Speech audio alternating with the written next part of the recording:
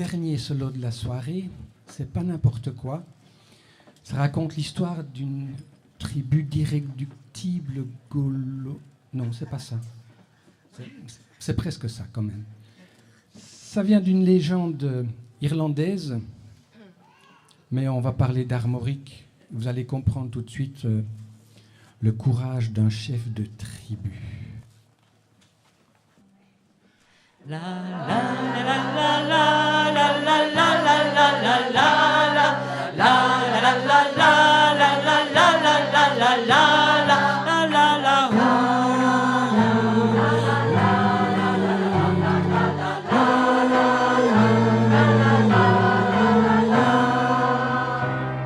Le vent souffle sur les plaines de la Bretagne armoricaine. Je jette un dernier regard sur ma femme, mon fils et mon domaine. Hakim, le fils du forgeron, est venu me chercher. Les druides ont décidé de mener le combat dans la vallée, là où tous nos ancêtres, de géants guerriers celtes, après de grandes batailles, se sont imposés en maîtres. C'est l'heure maintenant de défendre notre terre contre une armée de cimériens prêts à croiser le fer. Toute la tribu s'est réunie autour de grands menhirs pour invoquer les dieux afin qu'ils puissent nous bénir. Après cette prière, avec mes frères sans faire état de zèle, les chefs nous ont donné à tous des gorgées d'hydromel. Pour le courage, pour pas qu'il y ait de faille, pour rester grands et fiers quand nous serons dans la bataille, car c'est la première fois pour moi que je pars au combat. Et j'espère être digne de la tribu de Dana. Dans la vallée, oh, oh, de Dana, la, dans la vallée, oh, j'ai pu entendre les échos dans la vallée, oh, oh, de Dana, la, dans la vallée, oh, oh, des champs de guerre près des tombeaux.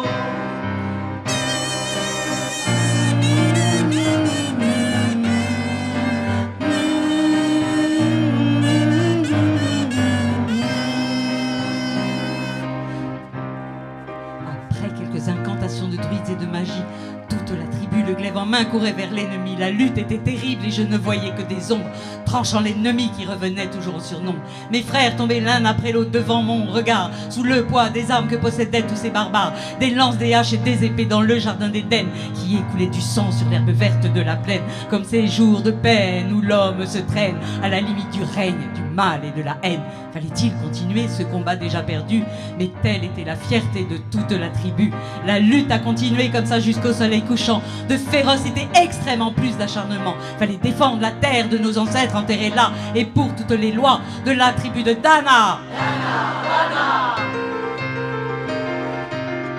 Dans la vallée, oh, oh, de Dana, la, dans la vallée, oh, j'ai pu entendre les échos dans la vallée, oh, oh, de Dana, la, dans la vallée, oh, oh, les champs de guerre près des tombeaux.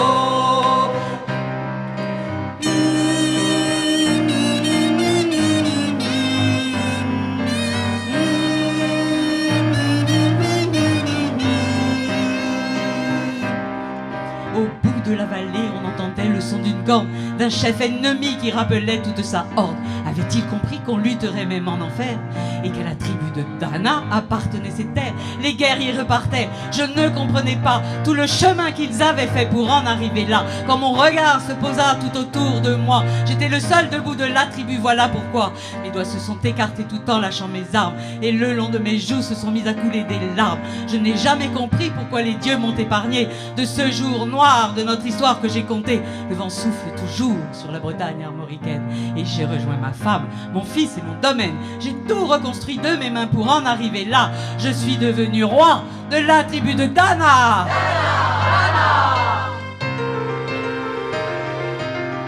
Dans la vallée, oh, oh, de Dana, la, dans la vallée, oh, oh, j'ai pu entendre les échos dans la vallée, oh, oh, de Dana, la, dans la vallée, oh, oh, les champs de guerre près des tombeaux. Dans la vallée, oh, oh, de Dana, la, dans la vallée, oh, oh, j'ai pu entendre les échos dans la vallée, oh, oh, de Dana, la, dans la vallée, oh, oh.